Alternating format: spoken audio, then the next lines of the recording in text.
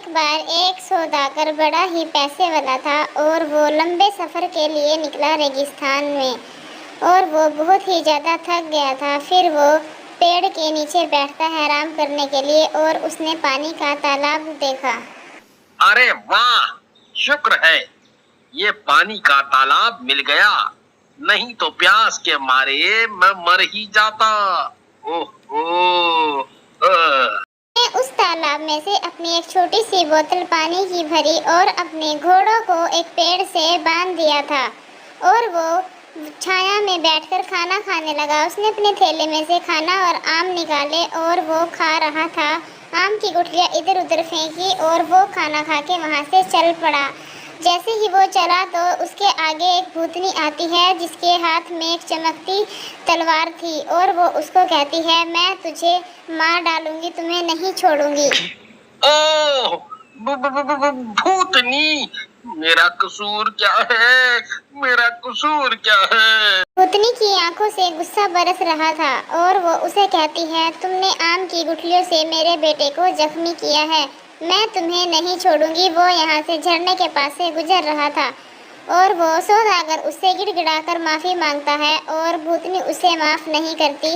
और फिर वो भूतनी से कहता है, अच्छा, कम से कम मुझे 1 साल का समय तो दे दो ताकि मैं अपने सारे बचे खुचे अधूरे काम काज पूरे कर लूं। मैं वादा करता हूँ जिस दिन ये 1 साल का समय पूरा होगा उसी दिन मैं ठीक इसी जगह तुमसे मिलूंगा और फिर अगर इच्छा हो तो आप मुझे मार भी सकती हैं। भूतनी उसे कहती है, अच्छा ठीक है, मैं तुझे 1 साल का समय देती हूँ। अगर तू अपने वादे पे पूरा नहीं उतरा तो मैं तुम्हें कहीं से भी ढूंढ कर निकाल कर और मार डालूंगी, तुम्हें नहीं छोड़ूंगी। ठीक है, तुम 1 साल का समय ले सकते हो। इतना कहकर भूतनी वहाँ से गायब हो गई और सौदागर अपने घोड़ों के साथ घर आ गया। जैसे ही वो घर पहुंचा उसके बीवी बच्चे उसका डरा हुआ चेहरा देखकर और भी ज़्यादा डर गए। उसने सारी बात बताई और वो बहुत ज़्यादा घबरा गए और उसके घर वाले भी बहुत ज़्यादा घबरा गए। उसको पता था कि भूतनी से बचने का कोई रास्ता नहीं है और वो सब का कर्जा उतारने लगा। पूरा 1 साल होने के बाद फिर वो अपने घर वालों से दुखी मन से कहता है, सुनो, अब मैं चलता हूँ, 1 साल का समय पूरा हो चुका है। उसके घर वाले बहुत दुखी थे, उसे रोकना चाह रहे थे लेकिन कोई भी उसे रोक नहीं पाया। तो वो वहीं पर पहुंचा उसी तालाब के पास और पीछे पीछे एक बूढ़ा भी आ गया जिसके साथ एक कबूतरी भी चल रही थी। तुम यहाँ क्या कर रहे हो? सौदागर उसको सारी बात बताता है अपनी जो भी उसके साथ हुआ। फिर इतने में ही एक बूढ़ा आदमी आता है 2 लोमड़ियों के साथ। सौदागर उसको भी अपनी पूरी बात बताता है और वो दोनों अपना मन सौदागर की बातों से बहलाए रहे थे। तभी एक भवंडर उठा और उसमें से चुड़ैल आई बाहर और वो उसको कहती है, भूतनी कहती है, तुम आ गए, अब 1 साल का समय पूरा हुआ, मैं तुम्हें नहीं छोड़ूंगी क्योंकि तुमने मेरे बेटे को बहुत ही ज़्यादा चोट पहुंचाई। भूतनी की बात सुनकर कबूतरी वाला बूढ़ा भूतनी के पास आता है और उसको कहता है, आके आप इस आदमी को मत मारो, पहले मुझे अपनी एक कहानी सुनाने दीजिए और अगर आपको पसंद आए तो आप इस आदमी को माफ कर देना। भूतनी को कहानी सुनने का बड़ा ही शौक था और इसलिए उसने बूढ़े को कहानी सुनने के लिए हाँ कर दी। हे भूतनी, ये कबूतरी जो आप देख रही हो वास्तव में ये मेरी पत्नी है। मैंने जब इससे शादी की थी तब ये बड़ी खूबसूरत थी और हम दोनों ने खुशी खुशी एक दूसरे के साथ कई साल बिता लिए, पर इससे मेरी कोई संतान नहीं हुई, इसलिए मैंने दूसरी शादी कर ली जिससे मेरा एक लड़का पैदा हुआ। मगर तभी से मेरी पहली पत्नी को मेरी दूसरी पत्नी और मेरे बेटे से जलन होना शुरू हो गई। बहुत साल बीत गए, मेरा बेटा भी बड़ा हो गया और मेरी पहली बीवी ने उन दोनों को मारने का फैसला कर लिया। मगर वो चाहती थी कि इसका पता किसी को ना चल पाए। एक दिन मुझे एक लंबे सफर के लिए निकलना पड़ा और मैं 1 साल तक घर से बाहर रहा। मेरे जाने के बाद मेरी पहली बीवी ने सबसे पहले जादू टोना सीखना शुरू किया और उसने जादू से मेरे बेटे और मेरी दूसरी बीवी को बकरा बना दिया। फिर उन दोनों को मेरे यहाँ काम करने वाले किसानों के मुखिया को बेच दिया। जब मैं सफर से घर आया तो मेरी पहली बीवी ने बताया कि मेरी दूसरी बीवी मर चुकी है और मेरे बेटे का महीनों से कोई अता पता नहीं है।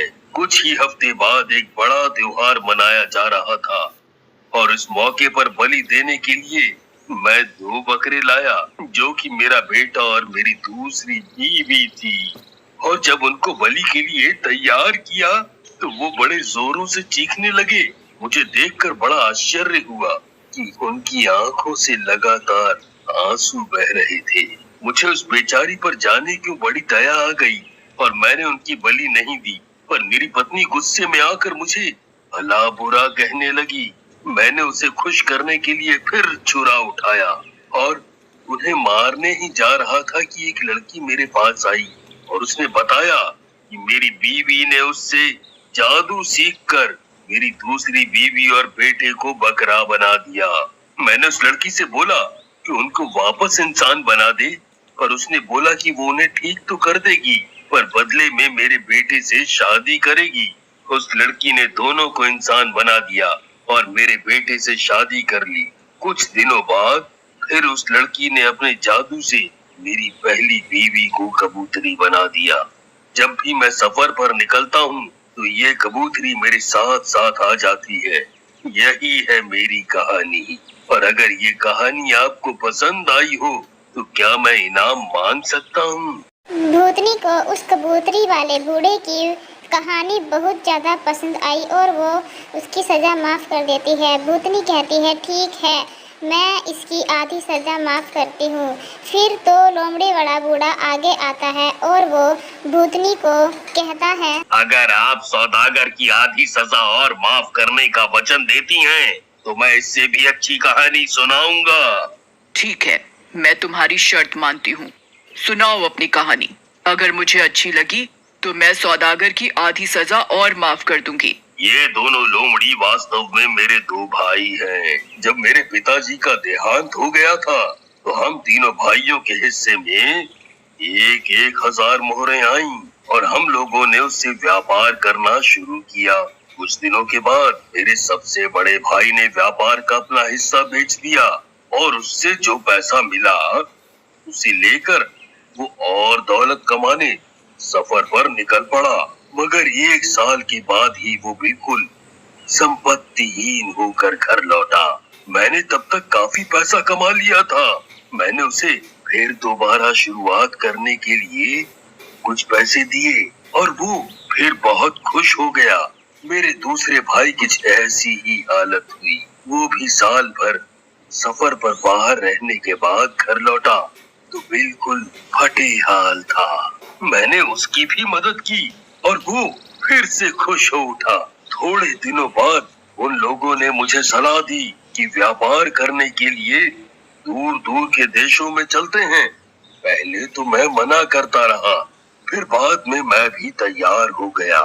हम लोगों ने दूर दूर के देशों का सफर किया और खूब पैसा कमाया। बाहर निकले काफी समय हो चुका था, इसलिए अब हम घर लौटना चाहते थे। पर तभी एक अजीब घटना हुई। एक दिन मैं नदी के किनारे घूम रहा था कि फटे पुराने कपड़ों में एक बड़ी सुंदर लड़की मेरे पास आई और उसने मुझसे शादी करने की इजाजत मांगी। मैंने बहुत सोचा, पर वो इतनी खूबसूरत और नेक लगी कि मैंने उससे शादी कर ली। पर मेरे दोनों भाई मेरी दौलत और मेरे अच्छे नसीब से बड़ा जलते थे। एक रात जब मैं और मेरी पत्नी गहरी नींद में सोए थे, मेरे भाइयों ने मुझे और मेरी बीवी को उठाकर नदी में फेंक दिया। इस तरह वो दोनों मेरी सारी संपत्ति हड़पना चाहते थे, पर मेरी अच्छी किस्मत देखिए कि मेरी बीवी परी निकली। उसने मुझे बचा लिया। मगर वो मेरे भाइयों से इतना नाराज हुई कि उन्हें जान से मार देना चाहती थी। मैंने बड़ी मिन्नतें की कि वो उन्हें जान से ना मारे और वो राजी हो गई। मगर उसने अपने जादू से मेरे दोनों भाइयों को लोमड़ी बना दिया। और मुझसे कहा कि ये 10 साल तक इसी तरह लोमड़ी बने रहेंगे। जिस दिन 10 साल पूरे होंगे उस दिन मैं उन्हें फिर से इंसान बना दूंगी। और वो अपने मिलने का पता बताकर गायब हो गई। आज अब 10 साल पूरे हो रहे हैं। मैं अपने भाइयों को फिर से इंसानी रूप में लाना चाहता हूँ, इसलिए उस परी को ढूंढता फिर रहा हूँ। हे भूतनी, यही है मेरी कहानी। और अगर आपको ये पसंद आई हो तो मैं निवेदन करता हूँ कि सौदागर की आधी सजा और माफ कर दो।